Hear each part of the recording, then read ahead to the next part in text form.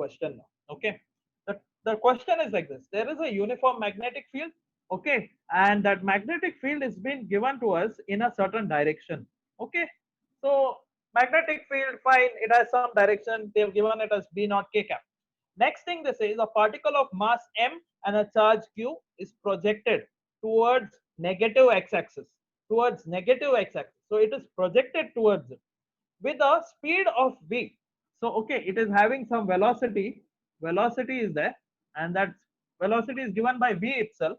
Third thing they say, it is a charge. It is having some charge and it has some mass m. Okay. After that they say that it is being projected towards the negative axis, but from a certain coordinate system which is given as d 0 comma 0. Okay, this was the last question we had done. I just repeated what we understand by that question, and and finally they say, they ask us, find the maximum value of v. Find the maximum value of v for which okay, the particle does not hit the yz axis, does not hit the yz plane. So let's draw this. Okay, first, before you understand the question, visualize it. That's the best way of doing the trick. Okay, so let's say there is this three-dimensional x, there's a y here, and there's a z here. Okay, we have magnetic field in which direction? We have magnetic field in k cap direction. Yes or no? So this that, yeah. So magnetic field over here is in this direction. It's all over. It's all over. It's coming here in the z-axis. Z-axis, consider it to be towards you. Okay, consider the z-axis to be towards you. And in that case, students, it is given that there's a charge here which is at this point d comma 0 comma 0. Okay, obviously, if the coordinate is d 0 comma 0, you know this is x-axis and this is y and this is z. And from this point here, this coordinate point here, it has been projected with a certain velocity v towards the negative x-axis. So let's say there's a negative x-axis here. There's a negative x-axis. I'll call that minus x. And obviously, if it is projected from that point, it is projected with a certain velocity v. So I will say that it has some velocity v. Okay, it has some velocity vector v. Students who are hearing me, you can unmute yourselves. Those who are not, forget them. But those who are listening to me, you can unmute yourselves and give me a response. Okay. So now in that case, in this case, we can see that the charge is having some velocity v. It is being projected from a certain coordinate system d 0 comma 0, and we have to make sure, according to the question, that it reaches a certain maximum velocity value. It means reaches a velocity such that it reaches such a velocity such that it never goes across the yz plane. In fact, they are saying that what will be, the question says, what will be the maximum value of the velocity at which this charge will not cross this yz plane, or in other words, it will not enter itself into the x-axis, into the negative x-axis. That is our goal. So we will make a plane here, a three-dimensional plane here. Let me just try to make it and hope you are understanding it. That this is our yz plane, students. This is our yz plane, and we have to find out the maximum value of the velocity v. Okay, at a point in such a point that it does not touch the yz plane. So how do we do that? How do we do that, students? First, the first thing is you have to find out the direction of the force. Okay, direction of the force. We know magnetic field is coming towards you, considering the fact that z-axis is towards you. And if the magnetic field, students, is coming towards you and the charge is on the x-axis, along the x-axis, then please apply your right hand. Please apply your right hand rule. Okay, x-axis here, velocity vector, and curl it towards the magnetic field. You get a force upwards. You get a force upwards, students. So in that case, my charge will move like this. But the question is, it should not touch the yz plane. It should not touch the yz plane. So for that, what can I say, students? What can I say?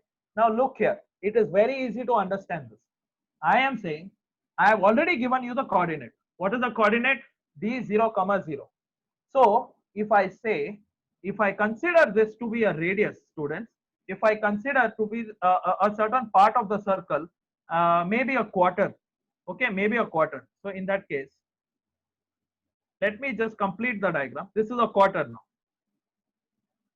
So students, you can see that the distance here from the origin of this axis, from the origin of these all axes to this charge, the distance is going to be d, obviously, because the charge is at d, so the distance is going to be at d. So if I want my charge to just not touch the yz plane, then can I say that the radius of this circle, let's suppose that radius to be equal to some small r. Okay, let's say that small r. So if this radius is smaller than this distance, d, then can I say that my charge will actually be floating around somewhere here only? Yes or no, students? You can unmute yourselves. That way only I'll be able to understand. Give me a response. Okay. Unmute yourselves, students.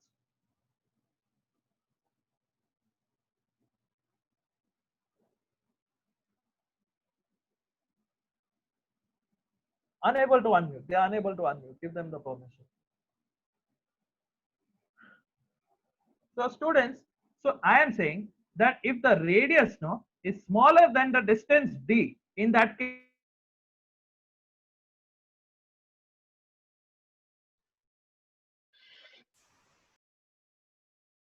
Sir, you are muted. okay. Am I audible now? Yes, sir. Yes, sir. Okay, students. Yeah, listen. Some disturbance, I cannot teach when someone is disturbing. So, anyways, I hope you understood this. But now we know that the radius is smaller than the distance d, and in that case, our charge will be going in a circular rotation right in the xy plane, will not touch the yz axis, and will never enter the negative x axis. Fine, we understood this fact. Okay, but now we have to find out what? We have to find out maximum velocity. So what is the maximum velocity? How can we find that? So if we know that our radius r is equal to mv by bq, students, I am saying that the radius is equal to mv by bq, and I come to a conclusion here that the velocity from this formula itself, velocity v, is equal to what? I can say b q r upon m, right? Yeah, so it is going to be bqr upon m. Keeping this condition in mind, students, that the radius should be less than d, less than equal to d, less than or equal to d. Okay, then I will say that I will substitute the value of r in d, and I will get v should either be less than equal to bqd upon m. It can be equal to bqd upon m, or it can be less than the value of bqd upon m. In that case, students, my charge will remain in the xy plane only. Now there is a doubt someone has asked me in the chat. Let me just see what the doubt is. Where is the current flowing? Okay, students, here there is no concept of current. I don't know where the concept of current came from. If you're asking me the direction, just apply the right hand rule, students. Velocity is towards the negative x-axis. Put your palm over there and try to curl your fingers towards the magnetic field. Okay, so you will get, obviously your thumb goes up, so the force is going to be upward, students. The force on this charge particle, because of the magnetic field which is in the z-axis, is going to have an effect on this charge in the upward direction. Force will be in the upward direction. So in that case, if this charge is having some certain velocity v towards the negative x-axis, it is going to, obviously, because of the force, have some certain deflection, and it will be in this form. It will be in this form, considering the fact that velocity is less than bqd upon m. If velocity becomes more than that, obviously our charge will go across the plane. Is that understood, students? Easy?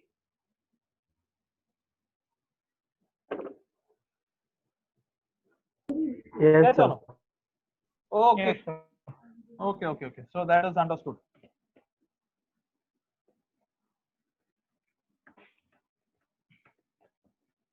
Now let's talk about some important topic. Okay, I'm coming to an important topic. Yes, Chinmay, tell me. Yeah. I explained that, right? I explained that. Where is the current flowing? You're asking me. You can unmute yourself. Can you unmute yourself, Chinmay? Sir, I just wanted to ask Yeah. that the charge had velocity in x plane, right? Yes. Like Yes. towards Yes. x-axis, negative x-axis, and Right. the Right. force it experiences is in z plane. Up. No. Right. No. No. That is the misconception. See. Look here. Look here. Look here. Look here. Look here. I draw this. This is x. You can see, right? X, Y, Z. The charge was here, having some velocity v. My magnetic field was in the z-axis direction. Magnetic field. Consider the z-axis towards you. 1 minute. Can you see? You can see, right? You can see. Yes, sir. So yeah. So this z-axis, consider it Yes, towards you. sir.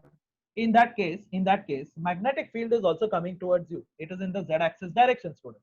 But I'm telling the charge is going with a certain velocity across this x-axis direction towards the negative x-axis. You can see the direction. So in that case, students, you can see here V cross B will be what? V cross B. F is equal to what? Force is equal to Q V cross B, isn't it? So V cross B, apply your right hand rule, put it across velocity here, and move your four fingers towards the charge, towards the magnetic field. So when you move it, when you curl it towards the magnetic field, students, your thumb will point at the direction of the force. So if the force is going upward, students, okay, if the force is upward and this charge is having a velocity here v, obviously because of the force in the upward path, upward direction, my charge will move like this. My charge will move like this. It will Sir, move, so move like what I had doubt is yeah. its acceleration would be in the y-axis, along the y-axis, and its Uh, velocity uh, is in x-axis direction. So there is no acceleration to stop that velocity in the x uh, plane, x-axis. no, I'm not getting you. I'm not getting you. Tell me again what you're saying. Sir, I am saying that to Yeah, stop that velocity or to stop that particle from moving, we'll need yeah. an acceleration because it has gained some velocity. No, no, you don't need acceleration. Why you require acceleration? Why Sir you means require? force, like opposing Yeah, force, okay, okay. sort Yes, of. yes, yes, So, yes, yes. if it's moving in x-axis plane And and yes, it's experiencing force in y-axis, yes, yes, sir, so how yes. will it stop?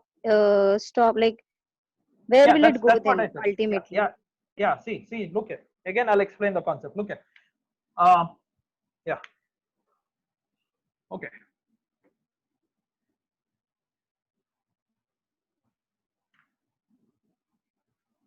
So this is a charge, right? And it is having some velocity v. Yeah. All you want is to not let it go in this plane. You don't want it to touch this plane. Okay. So because of this velocity, I know, and because of this force, I know that the path of this charge will be like this. Is that clear? That much is clear. It will be like this. So if it is like this, I just consider this path right here to be a part of a circle. I just considered it to be a part of a circle. I considered it to be a part of a circle.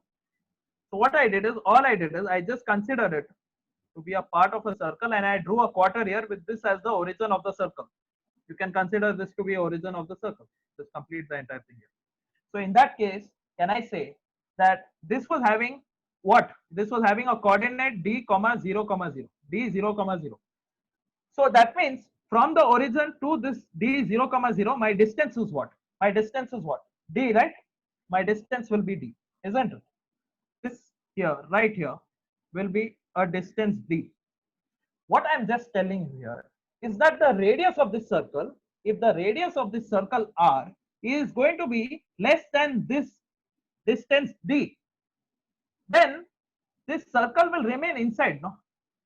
This circle will remain inside of this x and y axis only, no? X and y plane only. It will remain inside that only. If my radius is bigger than this distance d, obviously the circle, the entire charge will go like this. It will cover a bigger area.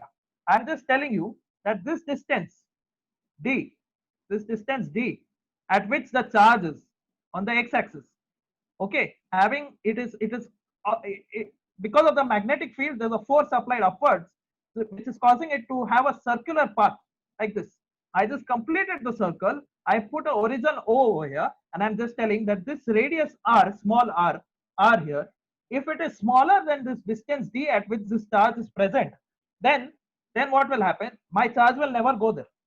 My charge will never go there. So then I kept this condition, and I found out that I know that r, radius of a curvature in terms of charge, is mv upon bq. That's it, mv upon bq. And all I said was find out v over here. V, if you rearrange the same formula, you will get b q r upon m. Okay. And keeping this condition that the radius of this circle will be smaller than this distance d, that means that my path will be inside this plane only. In that case, just apply r smaller than equal to d, which will give you b smaller than equal to b q d upon m. So that means Chinmaya, when you keep this condition r smaller than d, smaller than equal to d, I am getting a velocity v smaller than equal to b q d upon m. That means at this velocity, you can also look at you obviously we took this assumption and we derived this, but now look at it in the opposite way. That means if I am having certain velocity v which is smaller than these factors, then this is true. And if this is true, that means the path will remain in the xy plane. Does that make sense? Yes, sir. Is it clear, honestly? Yes, sir. Okay, right. Everyone else has understood this? Yes, sir. Okay. Yes, sir. Yes, sir. Right. Okay. Now, let's go to an important concept, student. Magnetic force on a current carrying wire. And here I will solve one of the doubts. Okay, some student had asked me whether the force is conservative or not. I don't know who that student is, but it is a very fantastic question, you know. So I just want to solve that here. But anyways, this is a new concept, and please pay attention on this because our magnetism is based on this only, the next chapter. Okay, please pay attention. Magnetic force on current carrying conductor or carrying wire. Okay, magnetic force on a current carrying wire. So listen to me now.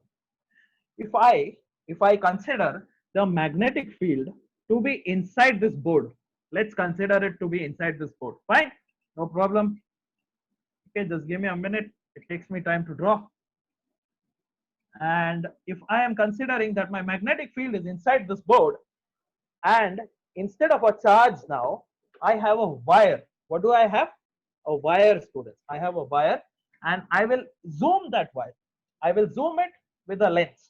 Okay, in that case, what it will become? A cylinder. This is basically a wire, and literally a wire. So you can imagine the wires in your house also. So we are studying that. Okay, it's interesting. Look here. So in a wire, what happens? We know the general characteristics that by conservation of charge, if the current is going here is I, if the current entering is I, current coming out will be what? I. Yes or no? Current is going to be constant here. Okay. But now let's consider a charge, and let's consider a charge to be an electron, students. When I say electron, that means Q is smaller than 0. Okay, Q is negative.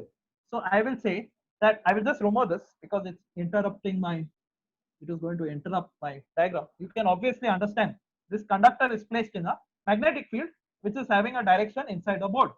And right now I say that there is a charge here Q, and this Q is smaller than 0, students. In that case, what will be the direction of the force if I consider that the velocity is Vd? What will be the velocity? Just tell me. Upwards, downwards, where? Sir, downwards. Downwards? If downwards? Yes, sir. Downwards, is it? Yes. Okay. So if I'm saying, let's do one thing. Yeah, downwards. Okay. 1 minute. Just let me rectify. No, no. Why will it be Sir, downward? it is upwards. Yes, it is upwards. See, It's an that is the electron. yes, it's an electron. Look here, magnetic field is not outside, students, it's inside. It is inside. So just take two marker pens or take two pens, one inside, one outside. Apply V cross V. Where will you get? Sorry, it is like this. It's difficult for me to actually tell you. Let me just draw it. Uh, my magnetic field is inside, students. Magnetic field is inside. Apply your right hand rule. You have your right hand twisted now. It's going to be it's going to be like this, right? It's going to be like this, and your fingers will twist like this. The force will be downwards, but for an electron it will be upwards. Why? Because it's negative in charge. So the force will be upwards. Is there any doubt in that? Anyone has a doubt in that now? Hope not.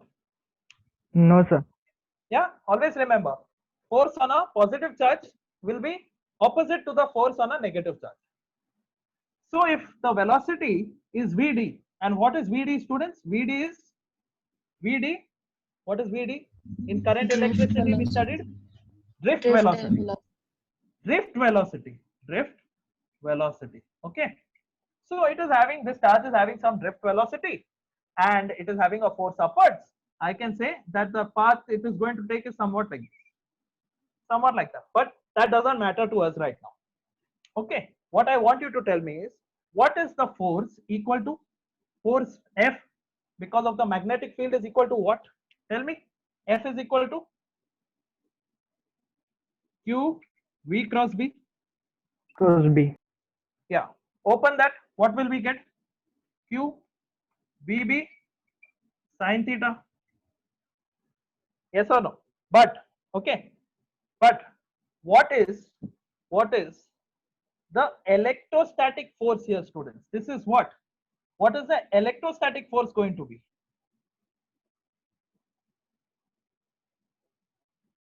What is the electrostatic force going to be? Can I say that the electrostatic force Fe will be equal to what? Tell me, everyone. QE. QE. Okay. Let's forget about that. Let's forget about that. Electrostatic force. Let's say that this is Q VB sine theta. What is Q over here? It's an electron. Yes or no? So can I say it is what? E VB sine theta. E VB sine theta. Instead of Q, I placed an electron here. Okay. And the velocity is what? Drift velocity VD. Okay, drift velocity. So basically, force due to magnetic field is given by E VD B sine theta in this conductor. But now, students, this is for how many electrons? This is for how many electrons? I have just considered one electron here. That is the thing. I have just considered one electron. But in case I want to find out the entire number of electrons which is passing through this, the entire number of electrons passing through this. Have you heard the concept of quantization of charge? Yes, sir. Quantization. Yes, sir. Yes, yeah, students. I'm trying to relate to some things here. Look here, it's important. Here we know that quantization of charge can be expressed as, what is the meaning of quantization of charge? That Q any equal to electron, NE. yes, Q is equal to NE. Q is equal to N times E, students. What this basically means is that electrons wherever you find are in terms of packets, and they are going to be in N times E, where E is the least amount of charge, that least amount of constituent substance that you can find, and it is, the charge will always be available in terms of the number of that constituent substance, that is an electron here. So if I have to find out for one electron force is basically this much, then for a number of electrons I can just substitute, instead of E I will put Ne. So I will get what? I'll just rub this off. I'm not having space. I'll have F is equal to N times E Vd sine theta. Sorry, B sine theta. Okay. Now, if this is clear, But students, now the problem, there is another problem. Okay, I said that this is quantization of charge, but let's be more specific, students. Let's be more specific. Quantization of charge is okay, but through what? Through this wire. Through this wire. This wire must be having some area of cross section. This wire must be having some area of cross section. Let's consider that area of cross section to be A. Let's consider that area of cross section to be A. So can I say that if this cross section is A, I can take this to be the entire, what will be this parameter then? What will be this parameter, students? This will be DL. Okay, this will be DL. Why DL? Because basically it's a part of a wire I'm taking here. It's a part of a wire. Okay, there is an entire strip of wire. I've just taken a part, and so I have written DL over here. So if I have to find out, students, number of electrons specifically passing through this part, through this cylinder, can I just say that that will be equal to F equals to NEA VD DL B sin theta? Can I say that? Yes, sir. Is everyone understanding? Simple. See, force is equal to QV cross B. I know that because of magnetic field.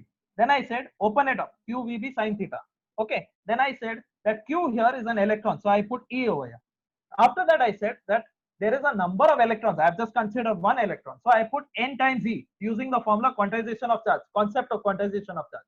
Then I said that a number of electrons is okay. But specifically, if I want to be very specific, that is through this conductor, I can say if the conductor is having some area of cross section A and having some length dl, then the number of electrons passing through this conductor is simply n times E, that is the quantization of charge, into the area of cross section A into the length of the conductor, that is dl.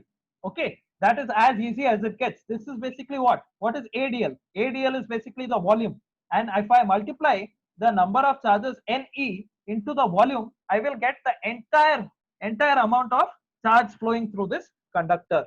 Okay, I will get the entire number of charges flowing through this conductor. But students, can you see something here? Can you see something? We have derived something earlier. We have derived something earlier. Can you see something? Can I just rearrange it? That it is going to be N E A V D. Does this mean something to you? Put this in the bracket DL. Current. B sin theta. Okay, this is current. I is equal to NEA times VD. Okay, NEA times VD.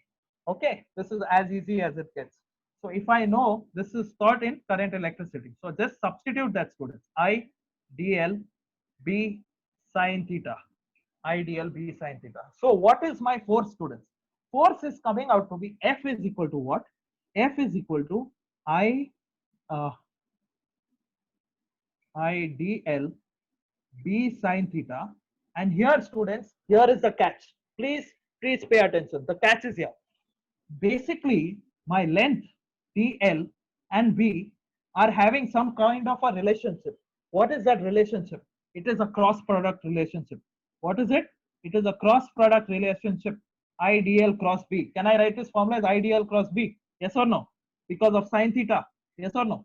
So in that case, students, the length here, which I have considered, is a vector.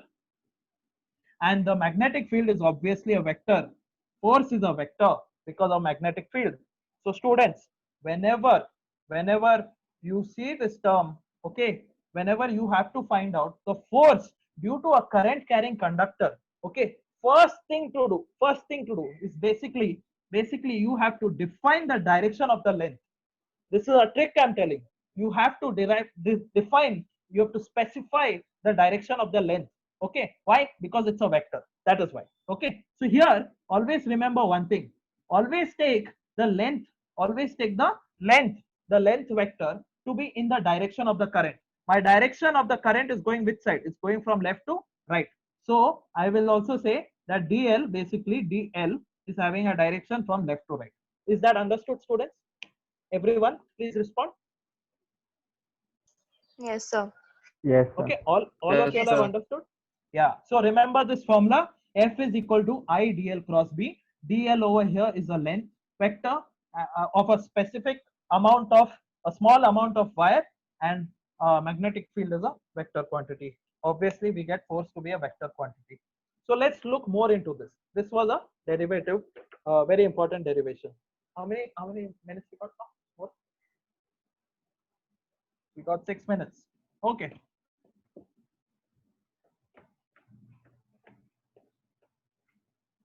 So if that is understood, students, if that is understood, same thing, instead of this time taking a cylindrical wire, I will just take a thin wire.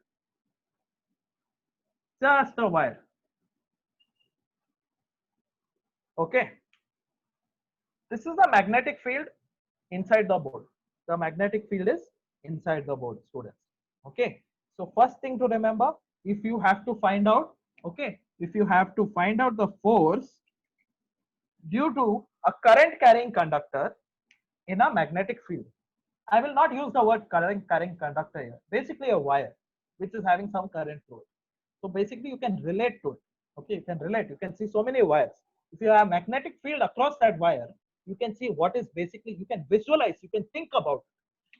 So let's consider that this is a current carrying conductor, okay, or a wire. First of all, you have to specify the direction of the current. So your job, if you have to find out the force and this is given to you, specify the direction of the current in whatever direction you feel like. So I say I like this direction and this is the current through this wire. Second thing you have to do is basically define what I told you. You have to define the length. You have to define the length of the vector, the length vector. So define it always in the direction of the current. Let's say this is a long wire. In that case, can I say dl can be this? Can I say dl to be this, a small length having a certain direction which is in the direction of the current itself? Yes or no? Okay. So now Yes, we sir. know that force is basically equal to what? IdL cross B. Okay. IdL cross B. dl and B are magnetic fields, are vector quantities. So students, when you see this, apply your right hand rule. This time you will apply the right hand rule between dl and you will apply the right hand rule between B, dl and B. Take your right hand up across the length dl, okay, and then curl your four fingers towards the magnetic field which is going inside the board. Again, I am repeating. First, specify the direction of the current. Second, specify the direction of the length vector. Okay, the length vector should always be in the direction of the current. Okay, if you don't do it, if you do it in the opposite direction, you'll get a negative value which is not wrong. Okay, but still, for your simplicity, I'm telling you. Take your right hand, apply it across the length vector, and curl your fingers across the magnetic field. Length vector L cross B. Don't do B cross L anytime. L cross B always. L first, B second. Then my force is in which direction? Can you see the force? The force is coming out to be in this direction, students. This is my force, F. This is my force. And this force is basically equal to, force is equal to IdL cross B. IdL cross B. But students, this time what we did is basically we found out what? We found out the force, but due to what? We found out due to dl. So basically this becomes df. So if I have to find out,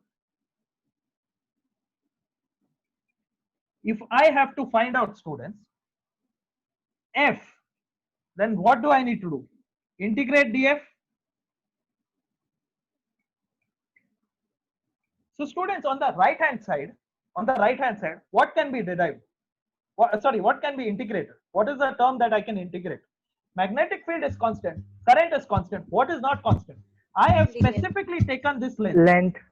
Yes, so length can be integrated. So let's consider everything to be a constant apart from dl. In that case, I can say that I can be taken out, and dl, and this can be in a bracket like this. Right, but what can be the limit? Let's say that this wire starts at the point A and ends at the point B, students. In that case, what is the integration of dl and what are the limits going to be? First, tell me what are the limits? A to B. A to B. So A to I B. can say, yeah, A to B. So my force F, students, is simply going to be I L AB into B. IL AB into B sine theta, of course. But here you can see magnetic field, and the length vector. Magnetic field is inside, length vector is like this. Theta is what? 90 degree. Theta is what? 90 degree. But we'll do that in another session.